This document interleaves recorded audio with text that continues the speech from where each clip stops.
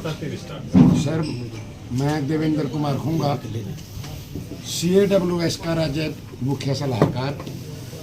और आज की मीटिंग का जो उद्देश्य आपने सवाल किया, मैं आपकी मदद करना चाहूँगा कि जैसा आपको पहले से जानकारी है कि पिछले दिनों हमने लगातार 42 दिन हमने हड़ताल की। एक ऐसी हड़ताल जिसने रिकॉर्ड काम किया, क्योंकि आपने देखा होगा, आप पत्रकार महोदय हो, ईमानदारी, अनुशासन। हमारे आंदोलन की बात कर रहा हूँ मैं पिछले 42 दिनों की। उसी दौरान जो ही सरकार ने पूरे हरियाणा के ऊपर एक आपदा आई, बाढ़ की, हमें घरा हुआ CAWS के कार्यकर्ताओं पे हड़ताल पे होते हुए भी हमने, चाहे पंचकुला में करने की बात हो, फतेहाबाद में करने की बात हो, सरसा में करने की बात हो, हमने बाढ़ में काम किया, आपदा में काम किया। उन्हीं सभी बातों को देखते हुए 15 अगस्त को पिछली साल 2023 को शाम को हरियाणा के मुख्यमंत्री जी माननीय मनोहर लाल खट्टर जी के साथ हमारी मीटिंग होती है सीमा हाउस पे। बाकायदा उसमें जो हमारी मांग थी, लिपिक वर्ग का हक 35,600 की जो मुख्य डिमांड थी, उस पर हमने फोकस किया। एक दो बात जो और थी हमारी, छुट्टियों की थी, कोई प्रमोशन की बात थी, 2-4 और विभागीय सुविधाओं की बात थी, हमने वो बातें रखी। CM साहब ने उनको जायज माना। जायज मानते हुए उन्होंने 2 वायदे किए हमारे साथ। आपके माध्यम से मैं रिक्वेस्ट करना चाहूंगा मनोहर लाल जी से कि वो भी देखिए और सुने। शाम को वो मुख्यमंत्री जी वादा करते हैं कि आपकी डिमांड 35,400 की जायज बनती है और इसके लिए एक कार्य समीक्षा कमेटी का गठन किया जाता है, जो उसमें फला 3 अधिकारी होंगे और 2 पदाधिकारी CAWS की तरफ से होंगे। हमने एग्री किया। बाकायदा CM साहब ने उनको डेट बाउंड किया, 3 महीने की बात कही।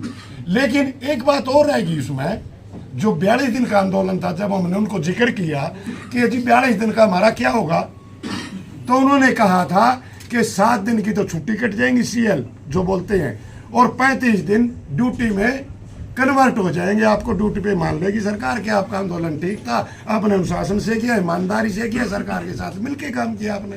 तो हम सहमत हो गए, कमेटी बनाई, झूठी सूची जो भी था उन्होंने किया काम वो। लेकिन उसी दौरान हमने एक बात और कही थी कि 42 दिन की छुट्टी का निपटान कर दे सरकार, अन्यथा हम आंदोलन पे जाएंगे।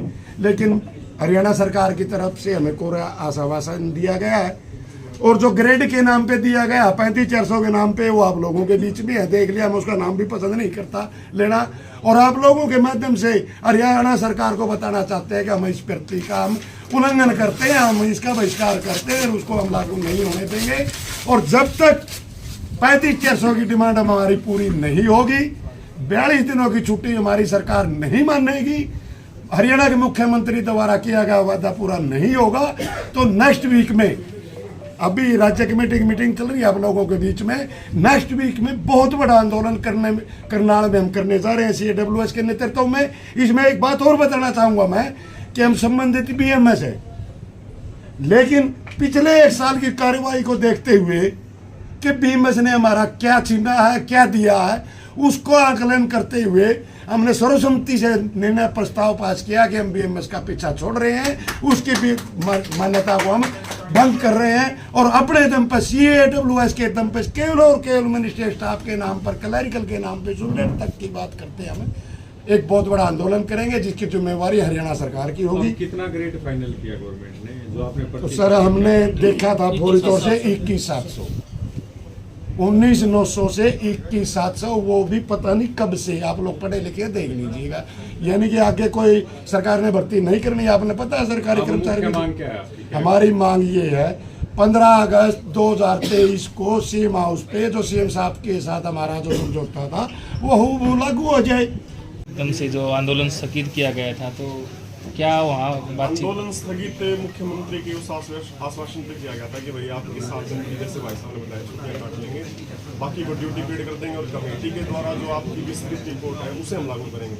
तो कमेटी की विस्तृत रिपोर्ट और कमेटी के साथ जो मीटिंग हुई थी, उसके अंदर लगभग हमारा पे स्केल 3500 उसके आसपास बिल्कुल निश्चित हो चुका था, लेकिन उसके बाद एकदम से सरकार ने जो नोटिफिकेशन जारी करके हमारे साथ कमेटी के नाम पर जो धोखा किया है उसके विरोध फलस्वरूप हमने आज ये प्रतिज्ञा जलाई है और आने वाले समय में हरियाणा सरकार का पुतला भी दहन करेंगे और बीजेपी सरकार को हर एक लिपि केवल कभी भी अपने परिवार के साथ कभी भी वोट नहीं। महासचिव CAWS, मैं आपको इस चैनल के माध्यम से बताना चाहूँगा, सरकार कर रही है बहुत भद्दा मजाक। इसमें इन्होंने एक इंक्रीमेंट दिया, 27 साल के बाद जो भी क्लर्क है उसको एक इंक्रीमेंट दी जाएगी। ये चाहती है कि क्लर्क ही रिटायर हो जाए। 27 साल के बाद क्या मैटर बनता है? इन प्रतियों को तो आपने देख ही लिया, हमने फाड़ दिया है। इनको जल्दी हम बाहर जाएंगे ना, इसको जला भी देंगे। हम सरकार की जो इसी लेटर निकाला है इससे बिल्कुल निंदा करते हैं और आने वाले समय में हमने पहले भी प्रयास किया है कि सरकार सुधर जाए, लेकिन इन्हें सुधरने का कोई नाम नहीं लिया। आने वाले समय में हम अपने बच्चों के साथ वोट तो देंगे ही नहीं। अगर ये हमारे हकों को छीनेगी तो हम आगे आंदोलन के लिए भी तैयार हैं, आंदोलन भी करेंगे। कोई समय सीमा भी तय की होगी इस समय के अंदर, क्योंकि आचार संहिता लागू हो जाएगी। आचार संहिता से पहले आपको बड़ा आंदोलन दिखा देंगे हम करके। तो आप हड़ताल पे गए तो सक्षम जो होते हैं कौशल रोजगार तो वो नियुक्त कर दिए थे। कौशल रोजगार तो इन्होंने पटवारियों में भी किया, ऐसा क्या कि कौशल रोजगार वाला क्या एकदम सक्षम है कि आने में काम करने में? ऐसा कुछ नहीं होता। काम जिसकी ड्यूटी होती है उसी को करना होता है और उसी की जिम्मेवारी होती है। बाकी बंदों की कोई जिम्मेवारी हो तो आएंगे। वैसे एक सरकार का डोंग लगा लो, चाहे अगर लेके भी आते हैं हम कौशल वालों का स्वागत करते हैं, उनको नौकरी मिलनी चाहिए। सरकार दे हमें बेनिफिट है, हम क्या चाहते हैं कि हर बंदे को रोजगार दे सके। तो आपने नहीं देखा होगा, इतनी शांति प्रिय हड़ताल नहीं देखी होगी। जैसा कि मेरे वरिष्ठ साथी जो मुख्य सलाहकार है उन्होंने कहा या महासचिव जी ने कहा, देखिए हमने, आप सभी जानते हैं कि क्लर्क को किसी भी संगठन की रीढ़ की हड्डी के रूप में जाना जाता है। हमने अपना बेस्ट दिया, हमने अपना 200% दिया। मेरे बहुत सारे मीडिया के साथी थे जब उन्होंने कहा था कि सर ये जो कार्य 42 दिन का है ये कैसे कर पाओगे, तो मैं आप लोगों के माध्यम से सरकार को बताना चाहता हूँ कि वो सारा कार्य हम लोगों के द्वारा ही किया गया था 42 दिन की छुट्टियों के पश्चात। दूसरी बात, माननीय मुख्यमंत्री जी ने आज सभी वर्ग का भला किया। हम लोगों ने आप लोगों से बार बार क्वेश्चन पूछे गए थे कि सर आप तो BMS से, भारतीय मजदूर संघ से संबंध रखते हैं, आप लोगों का तो हो ही जाएगा, ये सरकार का ही कोई तंत्र है या संगठन है या कोई हिस्सा है। तो लेकिन आज मुझे बताते हुए बड़ा खेद होता है और मैं घोर निंदा करता हूं आज सरकार के इस निर्णय की, कि जहां एक तरफ सरकार कहती है कि ये मेरी रीढ़ की हड्डी की वजह से पूरे भारतवर्ष में जहां वो एक नंबर प्रथम स्थान होने का जो गर्व महसूस करते हैं वो अपना झंडा गाड़ते हैं, और दूसरी तरफ आप देखिए इन्होंने हमारे साथ कितना एक हास्यास्पद कार्य किया है। 21,700 आप मुझे बताइए, मैं आप लोगों के माध्यम से बताना चाहता हूं, आज यदि पूरे हरियाणा के 30,000 क्लर्क है, यदि 2020 की लास्ट बैच की मैं बात करूं तो कुछ चंद व्यक्तियों को छोड़ के सारे के सारे वो चीज जो इन्होंने दी है वो चीज ऑलरेडी उससे ऊपर है या वो अचीव कर चुके हैं।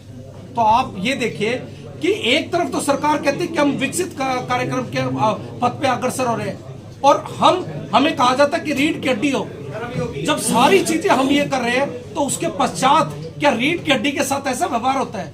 मैं आपके माध्यम से पूछना चाहता हूं, यदि किसी की रीढ़ की हड्डी पे कोई एक वार कर दिया जाए, क्या वो बैठने में भी समर्थ हो पाएगा? और जहां एक तरफ त्याग तपस्या और बलिदान का नारा देते हैं BMS वाले, क्या यही त्याग तपस्या बलिदान का एक फल है? तो ये फिर सचमुच वो चीजें ना, चीजें पूरी हो जाती है कि ये कलयुग है, यहाँ पर त्याग तपस्या बलिदान सिर्फ कहने वालों का ही होता है, जो करते हैं उनका कुछ नहीं होता।